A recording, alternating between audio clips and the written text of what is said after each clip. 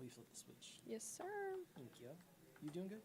I'm great. Good. No complaints. Good. After I vented yesterday about shit show that went down. That's okay. Steve was like, "Yeah, I heard you," and I was like, "Where's the lie?" And the story really wasn't that good. I told Lindsay. Lindsay didn't know she was smart. Lindsay had no idea about any of it. And I was like, "Thank God I'm friends with you." And I was like, "But you should handle that before someone in actual management hears it." And You're not wrong. But, I didn't see the point of the story. I did. That was the thing. Is like, how does this help viewers? Yeah.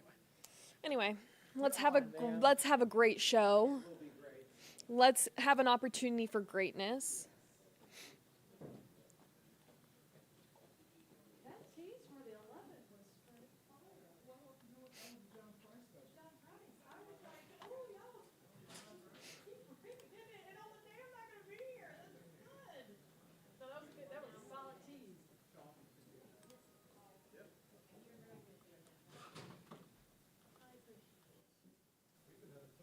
Welcome into your Sports Tonight. I'm Bailey Burmaster with your Thursday edition of Sports Tonight, and we have a lot to dive into. For starters, we have to talk about some of the good things that went down yesterday. The Hawks in New York to face the Knicks, and they get the win 108-100 to advance in the NBA Cup.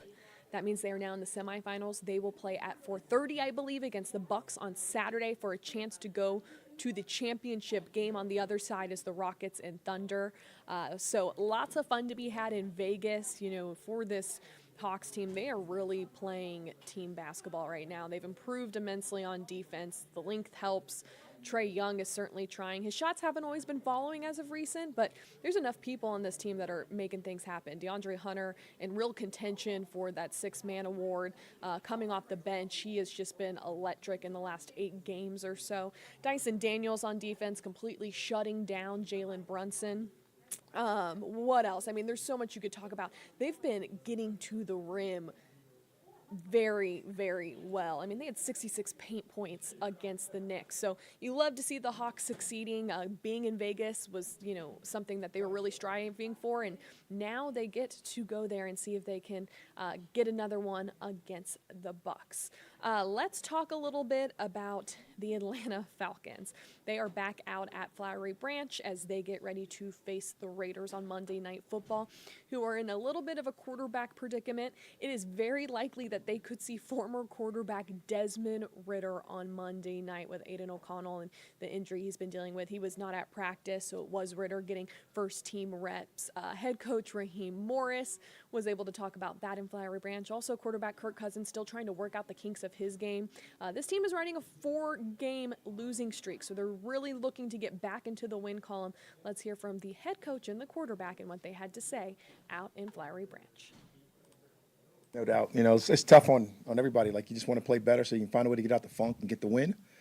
So it's been tough on all of the guys. But, I think the main thing is when the quarterback is a part of that and the head coach, they always get most of the credit and they always get most of the blame. So, you got to find different ways to support those guys. Come on, Mark. You got to find different ways to support, all of those guys. Started early, Mark. I'm sorry. Got to find ways to start, support those guys and be able to get around those guys and be around those guys. So, Kurt will be fine. Kurt's been through this before. Been through some form of a stretch, whether it was 4 games, whether it was 1 game, 2 games, whatever the case may be. He's the ultimate professional, so I got a lot of confidence that he'll be able to bounce out of this thing. And defensively, kind of, old D-back kind of registered that. You say, hey, when it happens a couple times, tracking the balls, we probably got to go look at that. What happened there with the tracking of the balls and the play of the cornerback? One was just a bad play, the ball in the air. Probably that first one, you got to make a play on that ball. Ball was underthrown because it got hit. And when the ball's underthrown, usually those are the hardest ones to track. That receiver, Addison, actually tracked the ball a lot better than us. So that was that deal.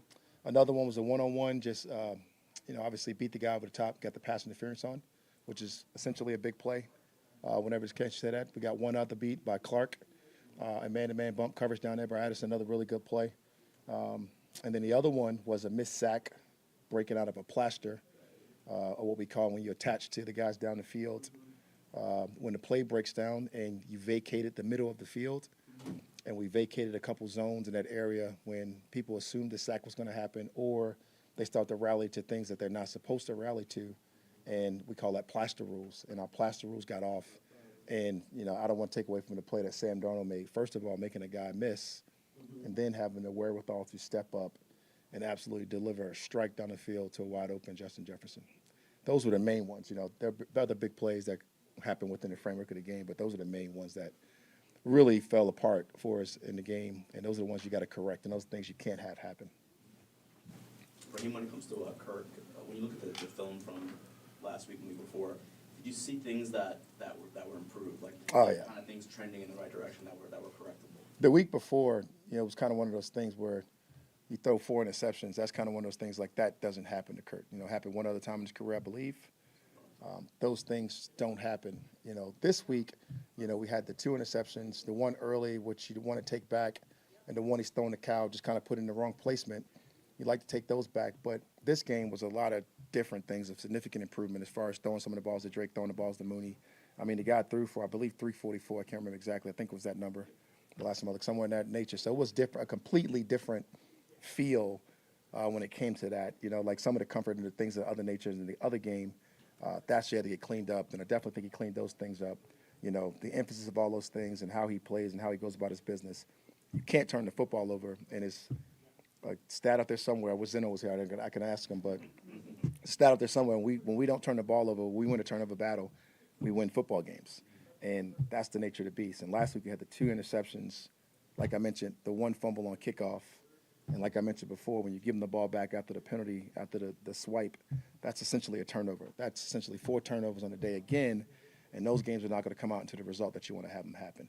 And that kind of gets the score out of whack. You guys were there. You seen it was a very tightly contested game at 21-21. They score a touchdown.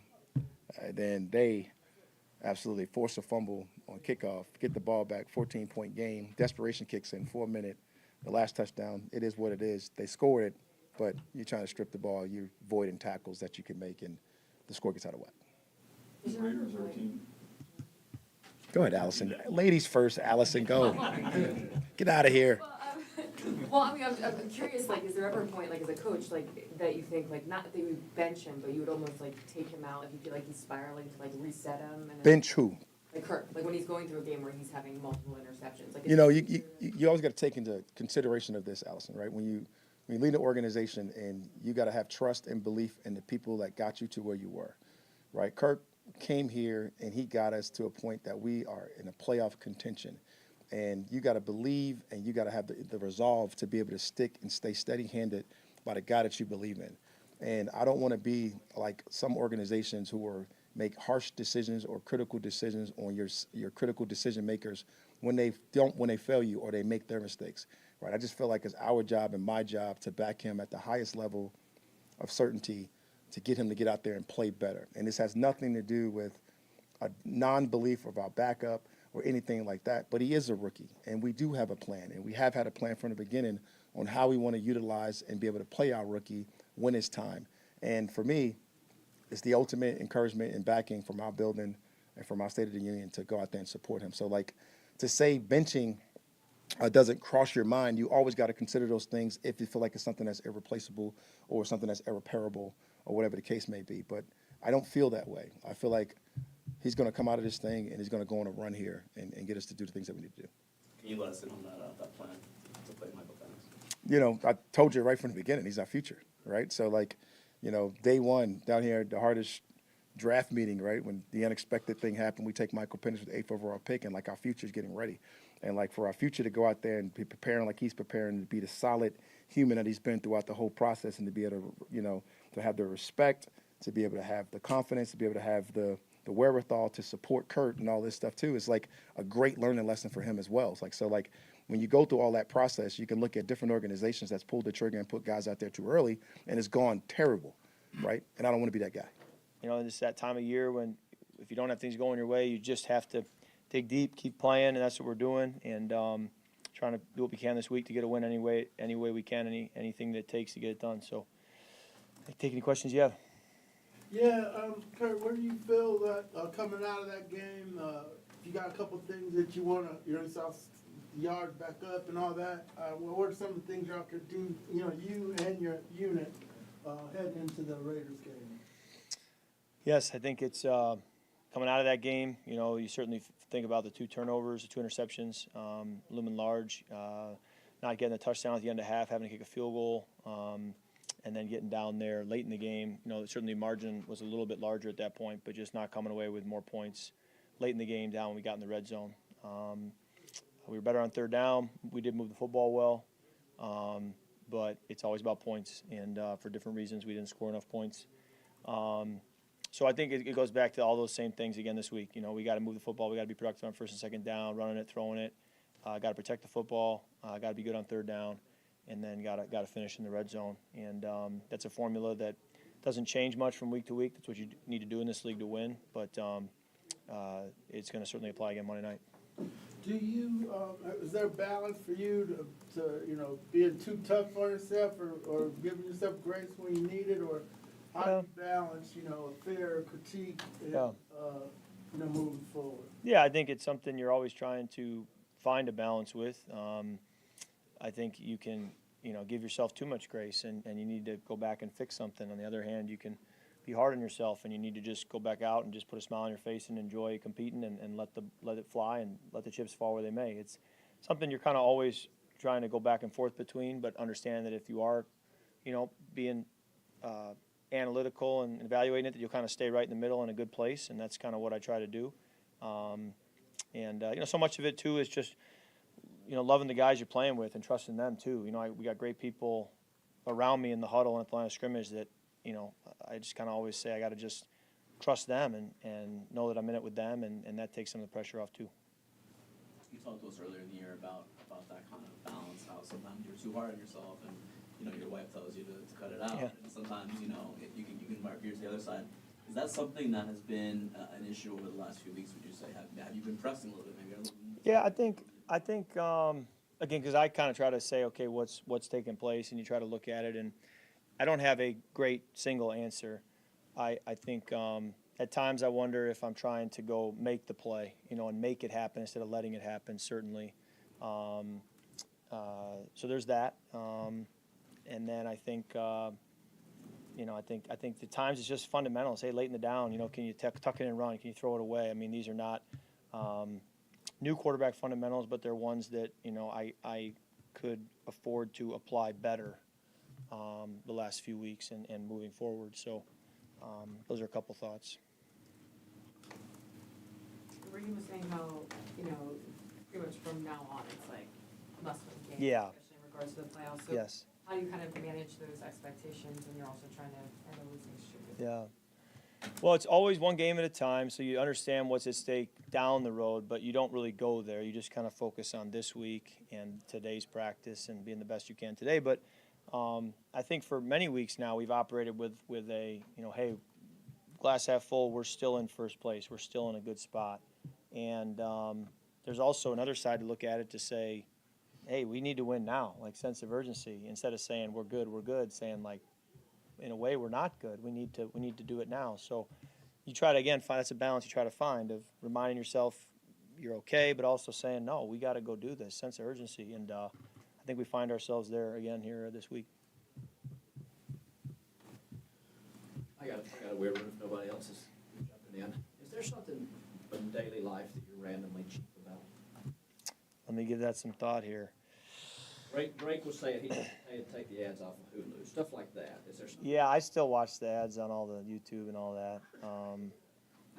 Yes, there's probably a lot in life I'm randomly cheap about. I'm getting better. Circle back to you. My accountant many years ago, he had saw like what I had taken down to write off, and he was like, "Boy, going to Wendy's for $4.50. I don't know that we have to, keep track of that and write that off." And How I said, recent "Yeah, was you're this? probably right." How recent was this that you were? This was a few years back. It's probably 7-8 years back, but I was still figuring it out. But yeah, I'm getting better. Honestly, though, because of the way I was raised and the way I was in college and things, there's times where I go, yeah, I don't need to worry about that. Like, that's not. And then I kind of am like, man, you kind of forgot where you came from, So it goes both ways, right? Like, you don't want to necessarily be completely cheap, but at the same time, you don't want to ever lose where you came from. So watching ads on like. Oh, I watch them. Yeah. Some of that's just simplicity. It's just one less account I have to keep or one less thing I have to pay a subscription for. But I'm probably cheaper than I need to be for the most part. And then I'm probably really stupid in some area where I just go spend money and it makes no sense. And it's like, if you had just been cheaper there and not as cheap there, it would all balance out. But yeah, I'm sure we're all like that. Speaking of where you came from one PK to another, Jake Bates has said that you helped to inspire him to use his platform to talk about faith. Jean earlier was in here and he was talking about how he and you are locked in on God. What inspired you to use this platform to talk about matters of faith? Yeah, I think, we all have a platform. We all just try to steward it the best we can. And, I just want to be able to give a reason that people ask for the hope that I have and the difference it makes in my life and shine a light. And, and certainly when you have microphones and you are in the platform we have, it's just a little different, it's a little unique. And so I just try to be authentic. And I always said to my, family and things that like success on the football field is certainly winning and losing. But I said, if someday I won a bunch of games, but when I'm retired, teammates say the person that people think he is not who he really was. We know a different person.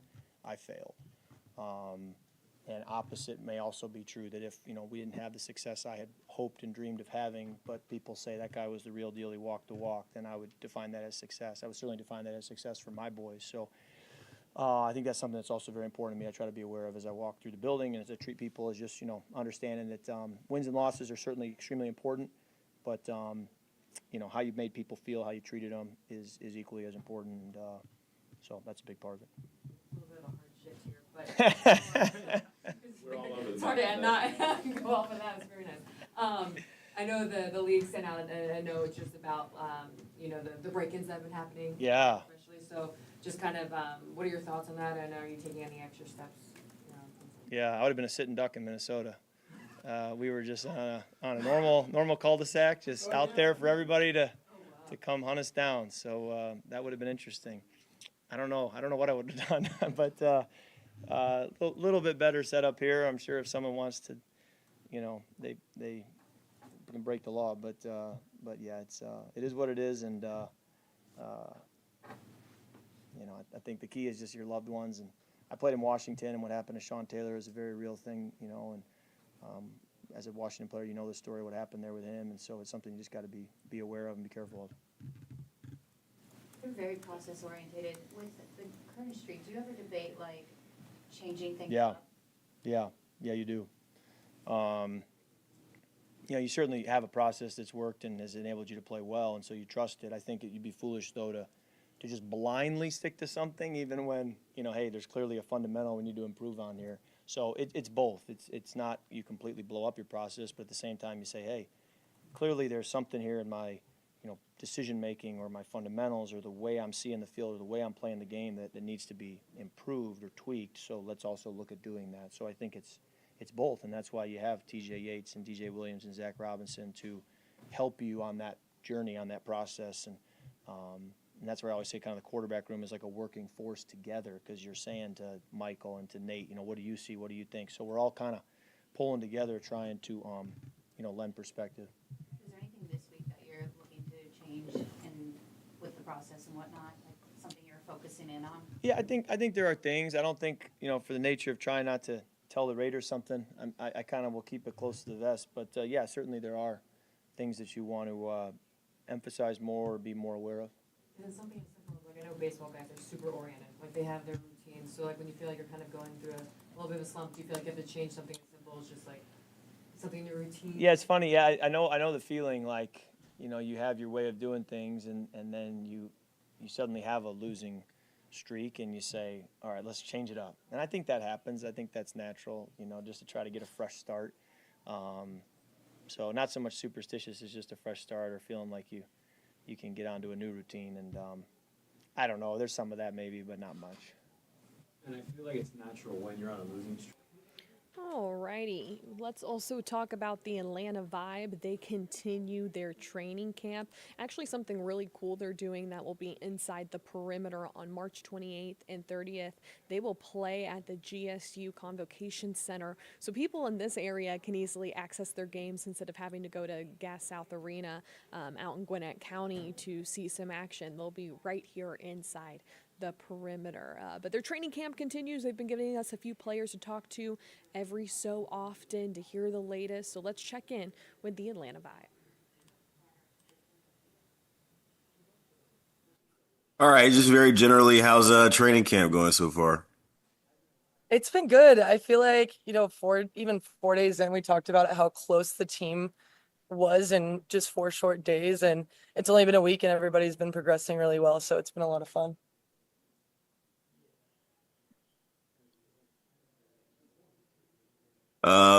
Let's see. What's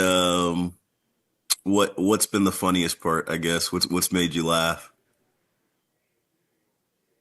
I think just I can't think of a specific moment, but it's just been really fun to get to know players that I've watched and played against and actually like get to know their personalities and not just as opponents, but as people. And um funny moment.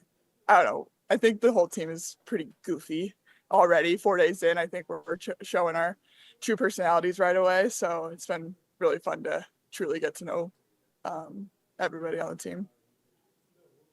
I know Kayla is a new coach. What has she brought to the squad as far as coaching style and trying to impress her personality and her fingerprint on this year's team? I feel like just off the bat, everybody has so much respect for Kayla. I mean, she's a high level athlete herself. She played in the Olympics and was an amazing libero. I remember watching a lot of her film even when I was in college. And so just to have the opportunity to learn from somebody who played at that high of a level, you can already tell that her competitiveness is carrying over into that coaching role as well. So it's been great. Has there been any talk about maybe the letdown that last year was and learning from that and finishing strong? Definitely. As we're two new people to the team, the returners have been nothing but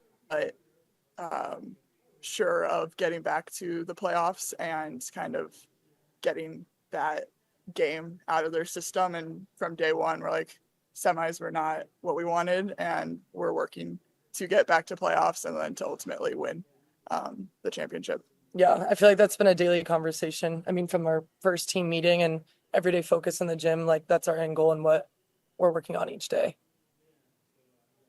But it's like a balance of everybody's being competitive and also everybody's being friendly because everybody's fighting for spots. How do you balance that out?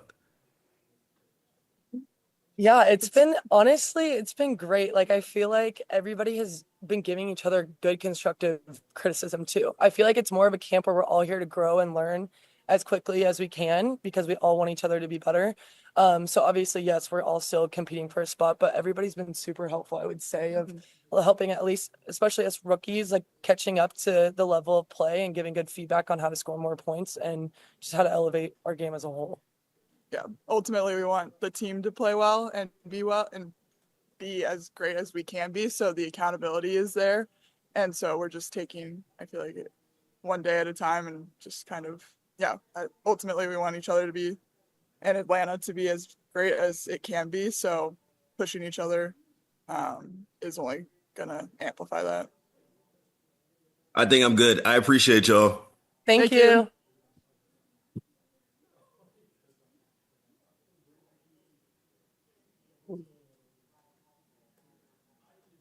All right, can I ask a question now? Go for it. Okay. So my first question is to both of you. So after 1 week of training, I'm sure you're getting a sense of a routine in a new place. Can you give us your personal day in my life as a professional player in Atlanta vibe? How does your training day look like typically? Yeah, so practices are obviously pretty set. 10:30 to 2 to 3 is our practice slot with weights every other day. And so wake up, relatively normal, 8 o'clock, breakfast, kind of just get ready for practice that way. Practice, we have weights every other day, and I get home in the afternoon, and that just kind of varies of what we do. This weekend, a lot of volleyball was watched, going to each other's apartments and watching the tournament. But just kind of, at least in the first week, especially, I feel like we're just trying to get to know each other off the court as well. So a lot of team together bonding kind of thing. Yes, I think same for me. We're roommates, so it's funny. Oh, okay. Our routines switch. So I'm up and I make my coffee and I'll do my Bible study, whatever journal before practice. And then we switch where she's getting ready when I'm making breakfast and doing coffee. And then we switch and I go get ready. She does her breakfast and routine. So yeah, we usually get here pretty early. It's also cool. A lot of you'll see the girls come in an hour 30 minutes before practice even starts to get extra reps. So usually starting with reps or things to help with eye work before practice, get into practice, sometimes lift, and then treatment afterward. And like she said, it's kind of fun. We're all like living in the same area, so it feels like college dorms again. We can just grab our snacks and go hang out, and everybody wants to be with each other, which makes it really fun. Okay. So you like it being with your teammates in the same room? Check it. Okay. And you said with the tournament and watching volleyball and the tournament being around, who are your picks? Who do you think is gonna take it? I mean, I'll say I'm a little biased. I'm hit all the way. So it's been fun to watch them this whole season and hopefully go all the way this year, finally. I gotta say Florida or Mizzou, one or the other. We'll see. They had good weekends this week. Yeah. Couldn't be different answer, yes. Yeah. Okay, so moving to the next question for both of you as well. So the team is made up of a mix of veterans, people that have been playing pro for years, and the newcomers fresh out of college. And my question is, how are you finding the team chemistry so far, and how would you describe the team dynamics? I know you mentioned that people were being helpful, even though you guys are fighting for the spot. You're getting constructive feedback for people that are experienced, but maybe you can just elaborate on that.